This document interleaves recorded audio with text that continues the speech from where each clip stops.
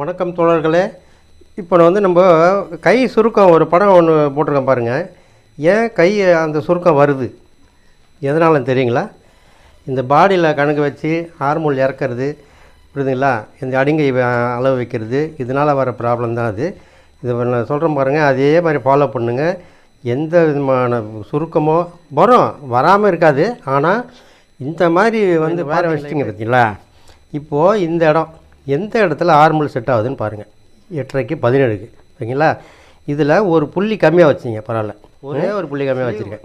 ஏன்னு கேட்டால் இந்த இடத்துல நம்ம ஸ்லைட்டாக இழுத்த மாதிரி தைக்கணும். பாடி இழுக்கக்கூடாது, இதை இழுத்த மாதிரி தைக்கணும். ஓகேவாங்களா? இந்த மாதிரி இந்த மாதிரி வெட்டி பாருங்கள். அந்த சுருக்கம் ஏன் வருதுன்னு பர்ஃபெக்டாக இருக்கும், புரியுதுங்களா? இப்போ அதில் அந்த படத்தில் பார்த்தீங்கன்னா